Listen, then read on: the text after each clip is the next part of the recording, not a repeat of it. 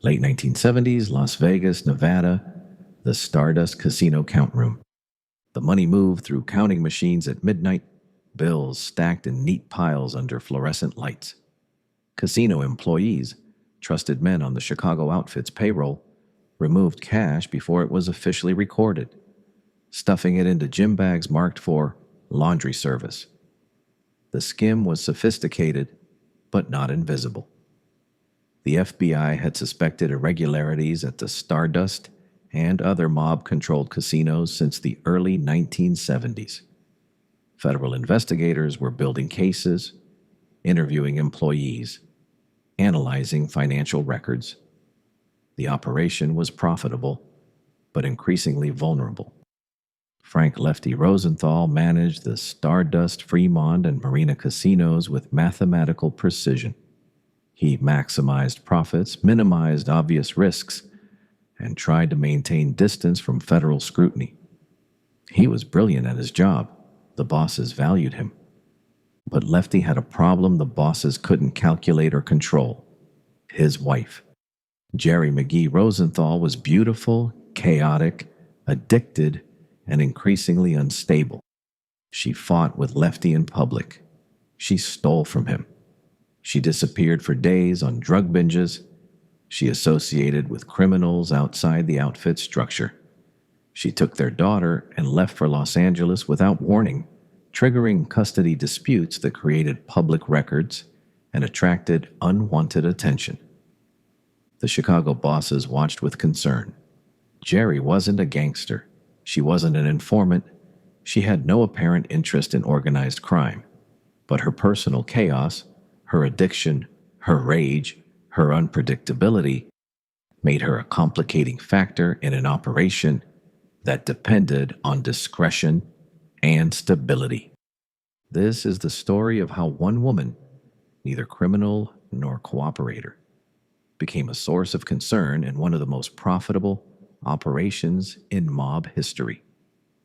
Not through betrayal, but through something the mob struggled to manage: the inability to be controlled. Geraldine Geri McGee was born on May 16, 1936, in Los Angeles. She grew up in a Catholic household in the San Fernando Valley. Her father worked blue-collar jobs. Her mother enforced discipline. The family wasn't wealthy, but they were stable, respectable, traditional. By her early teens, Geri was pushing against boundaries. She stayed out late. She dated older boys. She was drawn to attention, excitement, anything that felt different from the structure of her childhood home. She was beautiful, strikingly so. Blonde hair, sharp features, a presence that drew attention. By 16, she understood that her looks opened doors. Men offered things: rides, dinners, gifts. She learned how to navigate these interactions.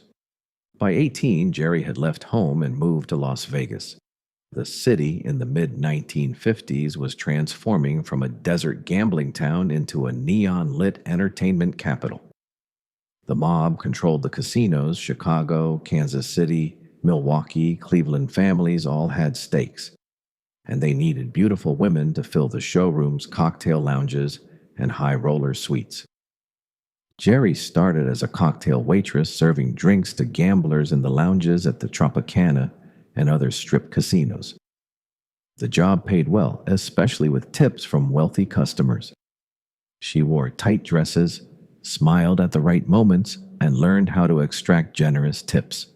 She moved into showgirl work, performing in chorus lines at various casinos. The costumes were elaborate: feathers, sequins, headdresses, and the performances were spectacle designed to enhance the casino atmosphere. Geri thrived in this environment. She dated high rollers, wealthy businessmen, connected men who had money and power. She moved through Vegas's upper circles with ease. By the early 1960s, Geri was established in Las Vegas's high roller scene. She knew the right people, attended the right parties, appeared at the right casinos. She also had a long-term relationship with a man named Lenny. The exact nature of their relationship has been subject to various accounts. Some describe Marmer as exploitative. Others characterize the relationship differently. What's documented is that Marmer had no apparent legitimate income, and Geri provided him with financial support for years, even when it created conflicts in other relationships. Their relationship was tumultuous. Geri would end it, then reconnect. She'd declare it finished, then send money. The pattern continued for years and would later create significant problems in her marriage to Rosenthal. To understand Geri's situation, you have to understand how the mob operated in Las Vegas during the 1960s and 1970s. Major strip casinos weren't owned by corporations or public shareholders. They were controlled, secretly through layers of frontmen and hidden partnerships, by Midwest organized crime families. The Chicago outfit, the Kansas City mob led by Nick Civella, the Milwaukee family under Frank Balistrieri, and the Cleveland Syndicate all had interests in Vegas casinos. They'd finance casino construction and acquisitions using loans from the Teamster Central States Pension Fund, controlled by union officials loyal to or intimidated by the mob. In exchange for the loans, the mob received hidden ownership stakes and control over casino operations. The profit came from the Skim. Before casino revenues were officially counted and reported to Nevada gaming regulators, a percentage was removed by employees on the mob's payroll. Count room supervisors, pit bosses, and managers falsified records, underreported revenues, and diverted cash that was transported to the Midwest. The money went to Kansas City, Chicago, Milwaukee, Cleveland, distributed to bosses who never appeared on ownership documents. The amounts varied, sometimes substantial, sometimes less so, but over years, the Skim generated enormous profits. However, the system was vulnerable. The FBI suspected mob control of Vegas casinos from the beginning and had been investigating since the late 1960s. If casino managers drew regulatory attention, if employees talked to federal agents, if anything disrupted operations, the Skim could be exposed. This is where Frank Lefty Rosenthal came in. Frank Rosenthal was born in Chicago in 1929. He wasn't a made man. He was Jewish, and the Italian mob didn't allow non-Italians into formal membership. But he was brilliant with numbers, a professional sports handicapper who could calculate odds with extraordinary precision. By the late 1960s, Rosenthal had been brought to Las Vegas by the Chicago outfit to manage their casino interests. He was given control over the Stardust, then added the Fremont and Marina. He didn't officially hold gaming licenses. Nevada regulators blocked him due to his organized crime connections, but he ran the operations through front men and held titles like entertainment director or food and beverage manager. In reality, Rosenthal was the operational boss. He maximized casino profits through meticulous management, adjusting odds, monitoring dealers, analyzing player behavior, streamlining operations. He increased revenues while trying to minimize regulatory scrutiny. He was valuable to the mob, a professional manager who understood both gambling and criminal logistics. But Rosenthal also wanted recognition. He wanted to be seen as a legitimate businessman. He hosted a television talk show. He appeared in public with celebrities and politicians. He courted media attention. This created tension. The bosses preferred invisibility. Rosenthal wanted acknowledgement. And into this situation came Geri McGee. Frank Rosenthal met Geri McGee in 1969. He was 40 years old, recently established in Las Vegas, managing casino operations. She was 33, still beautiful, still moving through Vegas's high roller scene, still involved with Lenny Marmer. Rosenthal was attracted to Geri. She was striking, blonde, glamorous, the kind of woman who commanded attention. She represented status in the Vegas world he was building. Geri saw opportunity. Rosenthal had money, power, and stability. He was connected, successful, capable of providing luxury. But she was hesitant about marriage. According to later accounts, Geri valued her independence and was reluctant to fully commit. Rosenthal pursued her. He offered security, money, a future. Eventually, Geri agreed. Frank and Geri Rosenthal were married in 1969. The wedding marked the beginning of a relationship that would become increasingly troubled. Initially, life appeared successful. Rosenthal provided material comfort. They lived in a large home in Las Vegas. Geri had access to money, wore expensive clothes, attended exclusive events. She was Mrs. Frank Rosenthal, the wife of one of the most powerful casino managers in Las Vegas. But problems emerged. According to various accounts, Rosenthal controlled their finances carefully. Geri had credit cards and accounts, but he monitored spending. He structured their financial arrangements in ways that limited her independent access to large amounts of cash. Tensions developed. Both were reportedly jealous.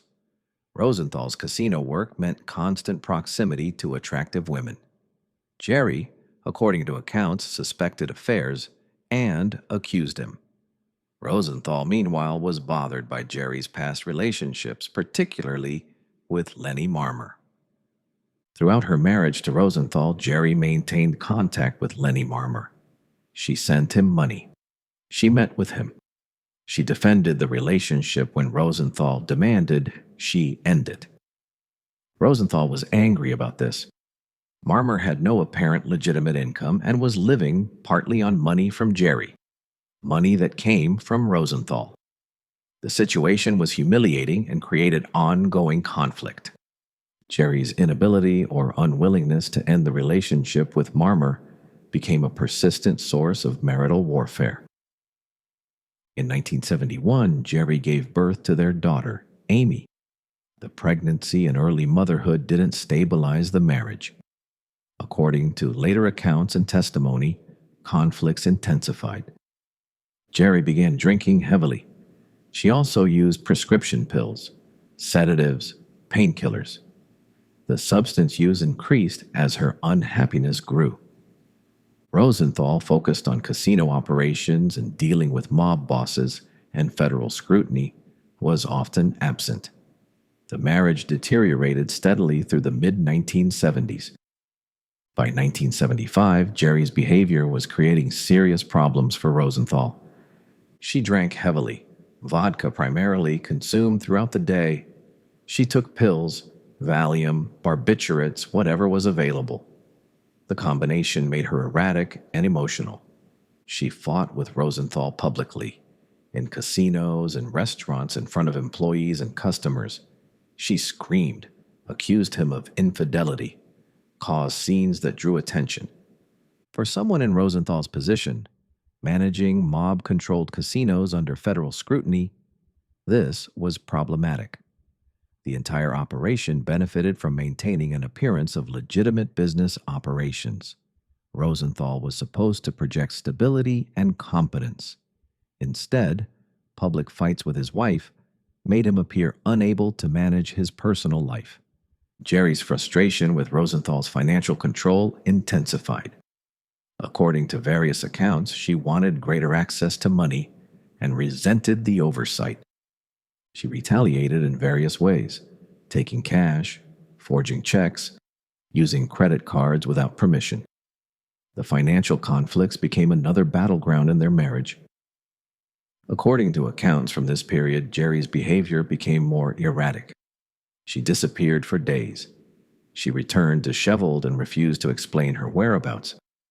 Whether she was having affairs or simply engaged in drug use is unclear from historical records. But Rosenthal believed she was unfaithful. The situation made Rosenthal look bad to his associates and superiors. Discretion was valued in mob circles. Geri's public behavior was the opposite of discreet.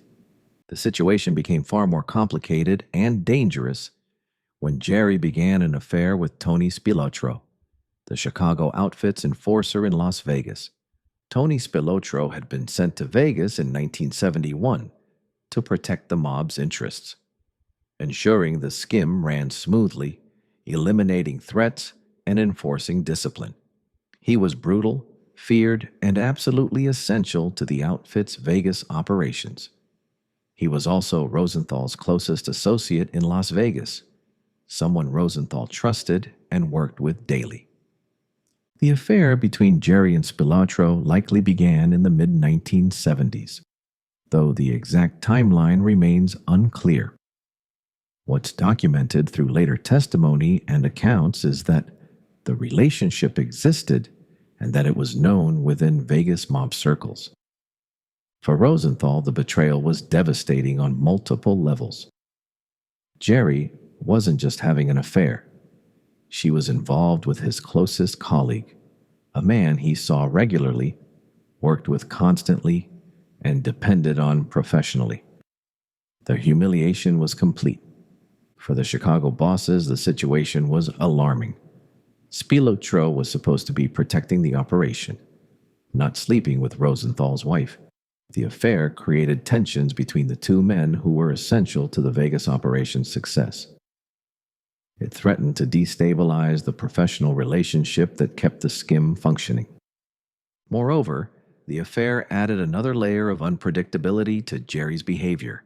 She was now involved with one of the most violent men in Las Vegas, someone who answered directly to Chicago, someone who could make problems disappear or create them.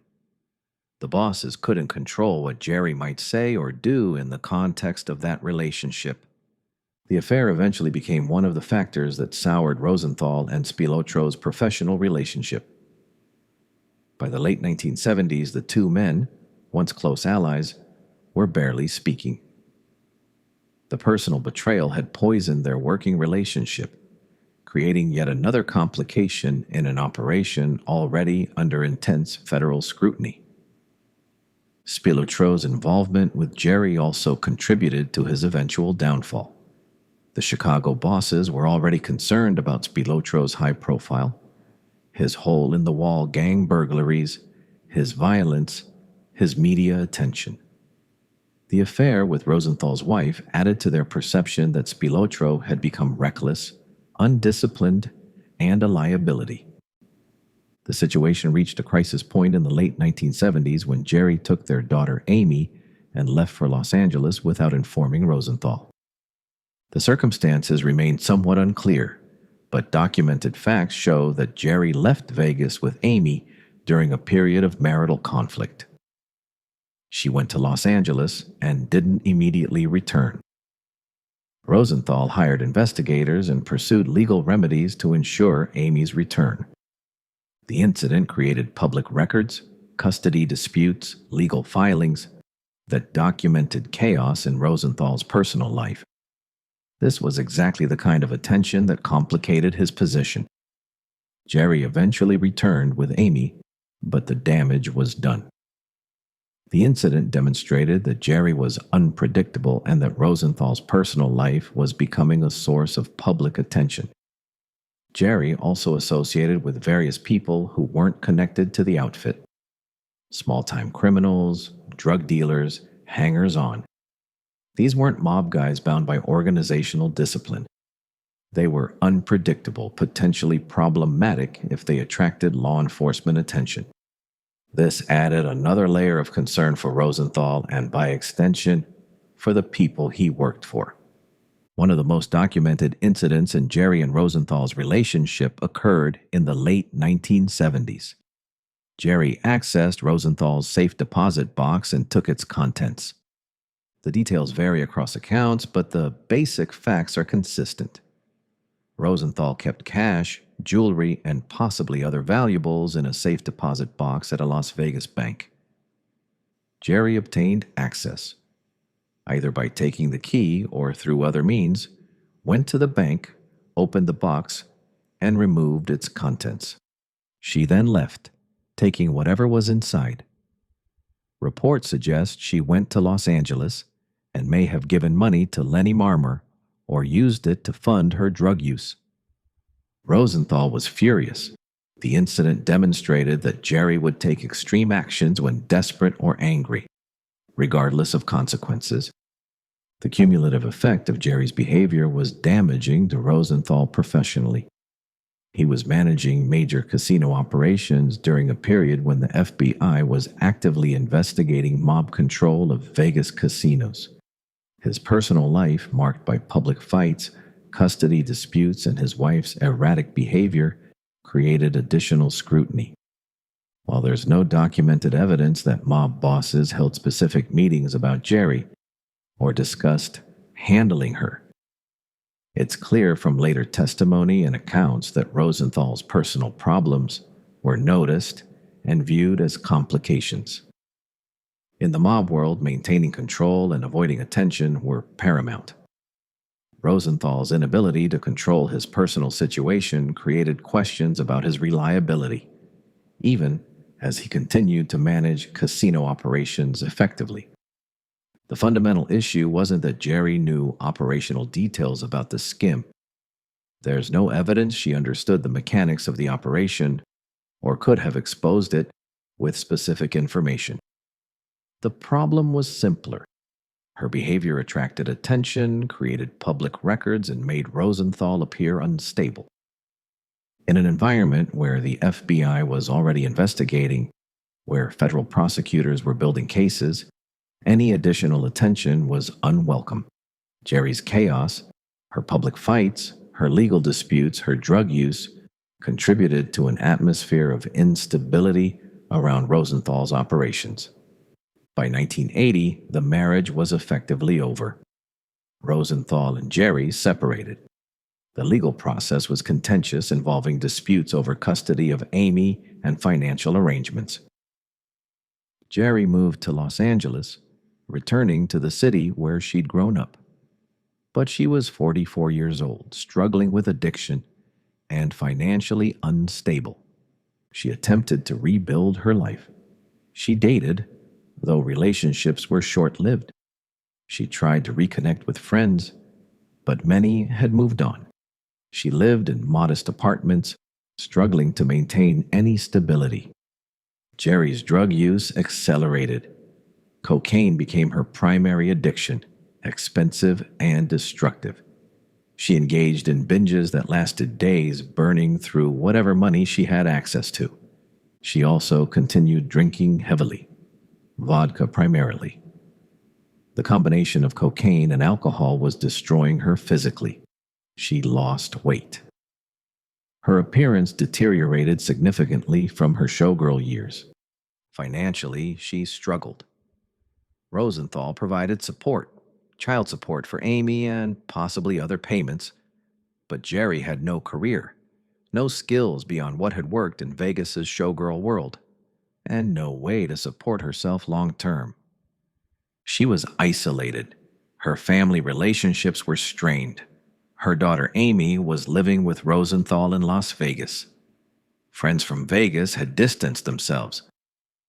By late 1982, Geri was living alone in Los Angeles, broke, addicted, and increasingly desperate. On November 9, 1982, Geri McGee Rosenthal was found dead in her Los Angeles apartment. She was 46 years old. The official cause of death was ruled an accidental overdose. The Los Angeles County Coroner's toxicology reports showed high levels of cocaine and alcohol in her system. There were no signs of foul play, no evidence of violence, and no indication that anyone else had been involved. The coroner concluded that Geri had died from the combined effects of cocaine and alcohol, a lethal combination that caused cardiac and respiratory failure. Rumors circulated afterward, as they often do in cases involving people connected to organized crime. Some speculated about mob involvement, though no evidence has ever emerged supporting this theory. Rosenthal was in Las Vegas when Geri died and had no apparent involvement. The most likely explanation, supported by the medical evidence, is that Geri McGee died from an accidental overdose, the result of years of substance abuse finally overwhelming her body. Frank Rosenthal's public reaction to Geri's death was subdued. He expressed sorrow but kept his comments limited. Whatever his private feelings, relief, loss, guilt, or some combination, he kept them largely to himself. Their daughter Amy was 11 years old when her mother died. She'd spent her childhood caught between warring parents and watching her mother's decline. The impact on Amy was profound and lasting.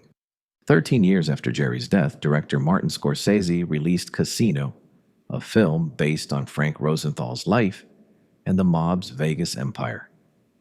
The character Ginger McKenna, played by Sharon Stone, was based on Geri McGee. Stone's performance was powerful. She captured aspects of Ginger's beauty, volatility, and desperation.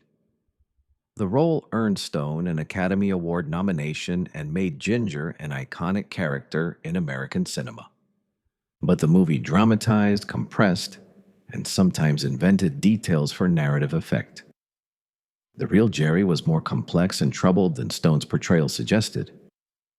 Casino depicted key events: the safe deposit box theft, the Los Angeles incident with Amy, public fights, the relationship with Lenny Marmer, called Lester Diamond in the film, played by James Woods. But the film compressed timelines, exaggerated scenes for drama, and created a narrative arc that was more cinematic than strictly accurate. The real Geri wasn't a femme fatale or a traditional tragic heroine. She was a person who struggled with addiction, made destructive choices, and couldn't escape patterns that ultimately killed her. She wasn't simply a villain or simply a victim. She was complicated, someone whose personal problems had real consequences for the people around her. The movie also simplified the operational concerns.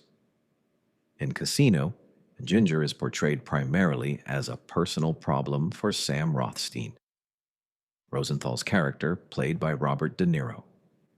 In reality, Geri's impact was more about creating unwanted attention and instability around Rosenthal's operations during a period when federal scrutiny was already intense. Geri McGee's story endures because it's fundamentally human. She wasn't a gangster. She didn't choose mob life consciously.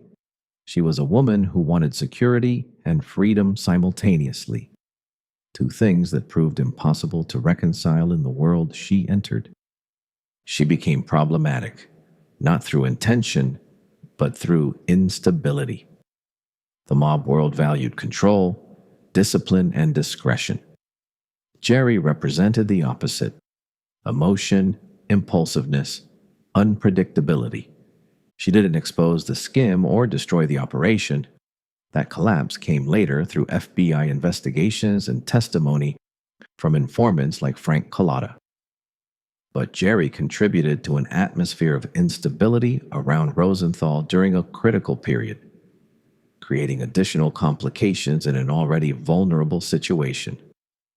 Geri McGee didn't destroy the mob's casino empire. The eventual collapse came through years of FBI investigations, federal prosecutions, and cooperating witnesses who provided detailed testimony about the Skim operation. But Geri's story illustrates how personal chaos could create problems even in carefully controlled criminal operations. Her public behavior, legal disputes, and unpredictability generated exactly the kind of attention that complicated Rosenthal's position during a period when discretion was essential.